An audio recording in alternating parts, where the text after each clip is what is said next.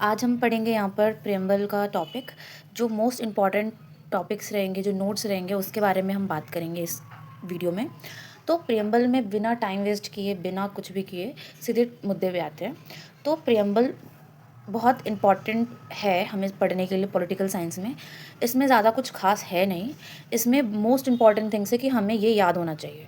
अगर आपको याद नहीं है तो आप कुछ चीज़ें इसमें से याद कर सकते हो, जैसे कि source of authority of constitution क्या है, we the people of India. ये क्वेश्चन आ सकता है। मैंने ये बहुत से क्वेश्चंस मैंने रीड किए हैं, उसमें ये क्वेश्चंस अवेलेबल है। अगर आपसे पूछा जाए source of authority of constitution क्या है, उसका राइट आंसर है we the people of India. ठीक है, ये जो मैंने हाईलाइट्स किया है ना, ये आपको अरेंज द करेक्ट ऑर्डर्स वगैरह क्वेश्चंस में पूछा जा सकता है। मैंने यहाँ पर मार्क कर दिया है, आप पढ़ सकते हो। उसके बाद ये चीज़ें बहुत ज़्यादा इंपॉर्टेंट है। इसके अंदर हमें ना ये चीज़ें याद होनी चाहिए, जैसे कि मैं आपको दिखाती हूँ। जैसे कि ये मैंने अभी आपको बताया, we the people of India having sole money resolved to constitute India into a sovereign, socialist, secular, democratic republic and to secure to all its citizens justice, social, economic and political। ठीक है, ये जो जो मैंने highlights, ये जो highlights है, इसके बाद जो भी चीज़ें हैं ना, ये उनका पार्ट है। जस्टिस का पार्ट है, लिबर्टी का पार्ट है, इक्वालिटी का। डायरेक्ट यहाँ से क्वेश्चन उठ कर आता है। मैं अब जब मैं इसके बाद ना, जैसे मेरा पॉलिटी खत्म हो जाएगा, उसके बाद मैं एमसीक्यूज बनाऊंगी, तब आपको पता चल जाएगा उसके अंदर लिबर्टी क्या होता है। Liberty of thoughts, expression, belief, faith and worship. Equality of status and of opportunity and to promote amongst them all. Fraternity, assuring the dignity of individual and the unity and integrity of the nation. In our Constituent Assembly, this 26th day of November 1949, do hereby adopt, enact and give to ourselves this Constitution। ये preamble है हमारा, जो कि हमें याद होना चाहिए। अगर याद नहीं है, आप डायरेक्टली आप सिर्फ ध्यान से आप 2-4 बार या 10 बार आप रीड करोगे ना, ईजिली आपके दिमाग में कुछ चीज़ें बैठ जाएगी, क्योंकि टाइम नहीं है हमारे पास, तो हमें हर एक चीज़ हमें कवर करनी है। ये चीज़ बहुत इंपॉर्टेंट है। मैं सिर्फ मेन पॉइंट बताऊंगी, घुमा फिरा के कुछ भी नहीं बताने वाली इसमें। डेट ऑफ एडॉप्शन, एडॉप्ट कब हुआ था? 26 नवंबर 1949 को अडॉप्ट हुआ था। फोर्स में कब आया था? 26 जनवरी 1950 को फोर्स में आया था। ड्राफ्ट बाय नेहरू जी, ये ऑब्जेक्टिव रिसोल्यूशन हुआ था इसके अंदर। ठीक है, ये चीज़ें इंपॉर्टेंट है। और मैं आपको यहाँ पर बताती हूँ। और हमें ना सब कुछ हमें पता होना चाहिए। Sovereign, democratic, Republic, liberty, equality, ये सब क्या चीज़ होती है, मैंने यहाँ पर लिख रखा है, आप यहीं से देख सकते हो डायरेक्टली। सोवरेन का मतलब होता है, यहाँ पर आप देख सकते हो, सोवरेन का मतलब होता है independent state, no dominance of other nation. कोई भी डोमिनेंस नहीं होना चाहिए, एकदम इंडिपेंडेंट होना चाहिए। डेमोक्रेटिक मतलब क्या होता है? It's imply that the constitution get it authority from the will of the people express in an election. Okay. Democracy का मतलब होता है people elect to the government, या पीपल इलेक्ट द गवर्नमेंट। ठीक है, डायरेक्टली मतलब होता है। रिपब्लिक का मतलब होता है head of the state, like president is elected. ये देखो, the head of the state president is elected and not a heredity. मतलब यहाँ पर इलेक्शन होते हैं, यहाँ पर कोई भी किसी का कुछ वो नहीं है, मतलब कोई मोनार्च रूल नहीं करता यहाँ पर। और ये जो रिपब्लिक है, ये हमने बोरो किया था फ्रांस से। ये जो चीज़ें इंपॉर्टेंट है, सिर्फ वही चीज़ें मैं बताऊँगी। फिर हम बात करते हैं लिबर्टी के बारे में। तो लिबर्टी क्या होता है? Freedom of thought, expression, belief etcetera. मतलब लिबर्टी मतलब कि हमारे पास बोलने का राइट्स हो, सोचने का हमारे पास नज़रिया हो, हम पूजा, किसी भी भगवान की पूजा कर सकते हैं, कुछ भी हम कर सकते हैं। ठीक है, इसमें लिबर्टी मतलब फ्रीडम। लिबर्टी का मतलब होता है फ्रीडम, शॉर्ट फॉर्म।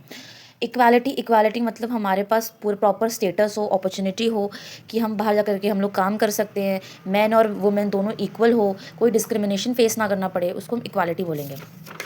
नेक्स्ट चीज़ है फर्टर्निटी, मतलब brotherhood, unity and integrity of the nation.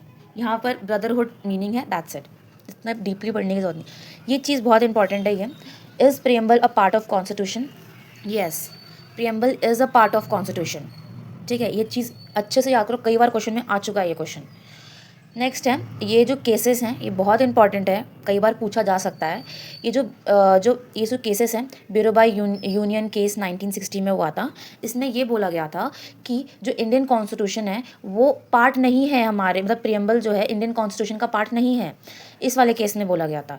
फिर केशवंदना भारती केस में, अगर मैं प्रोनाउंसिएशन अगर मैं गलत कर रही हूँ तो प्लीज़ आप करेक्शन कर सकते हो।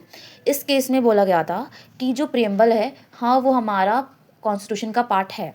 इसमें क्या हुआ था, इसका फेमस क्या है मैंने यहाँ लिख रखा है। फेमस केस, ये बहुत ही फेमस हुआ था बिकॉज जो supreme court hold that the preamble is the part of the constitution. ये फेमस इसलिए क्योंकि सुप्रीम कोर्ट ने कहा था कि जो प्रियम्बल है वो हमारा कॉन्स्टिट्यूशन का पार्ट है। ये वाला पार्ट भी बहुत इंपॉर्टेंट है। LIC of India case 1995, part of the constitution, मतलब प्रियम्बल जो है वो कॉन्स्टिट्यूशन का पार्ट है, इसने भी बोला था। इतना डिटेल में पढ़ने की ज़रूरत नहीं, हम आगे पढ़ेंगे जो इंपॉर्टेंट रहेगा। प्रियम्बल के टॉपिक से क्या इंपॉर्टेंट है मैं सिर्फ आपको वही बता रही हूँ। उसके बाद यहाँ पर आप फिर से देख सकते हो 42nd amendment, most important question है, ये आपको रटा हुआ होना चाहिए।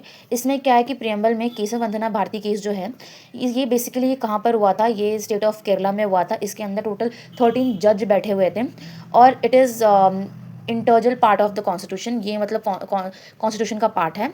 और इसमें क्या है कि जो प्रियम्बल कैन बी अमेंड, क्या प्रियम्बल दोबारा बन सकता है? हाँ, प्रियम्बल दोबारा बन सकता है अंडर आर्टिकल 368। मोस्ट इंपॉर्टेंट, इसको अच्छे से आप याद कर सकते हो।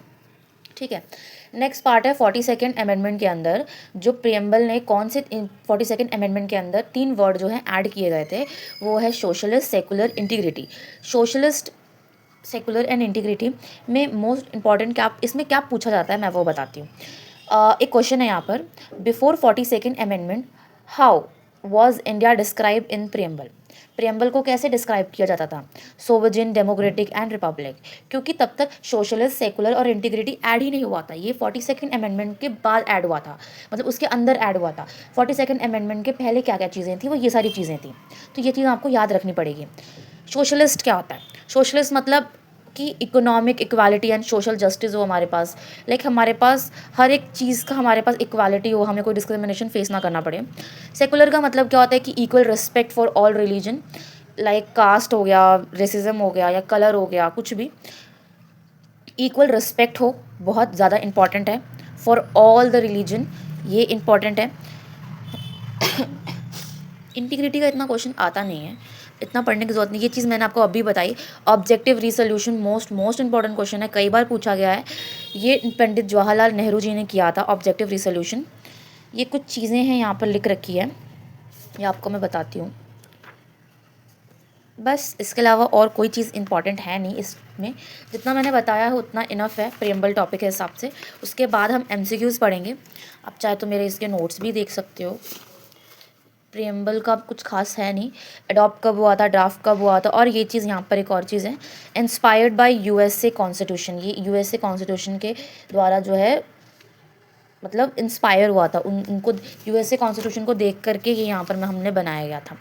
बस और कुछ नहीं है, और जब नेक्स्ट टॉपिक हम पढ़ेंगे तब मैं यहाँ पर और चीज़ें मैं क्लियर कर दूँगी, और जो कुछ चीज़ें एक्स्ट्रा होगा वो मैं आपको MCQs में बता दूँगी।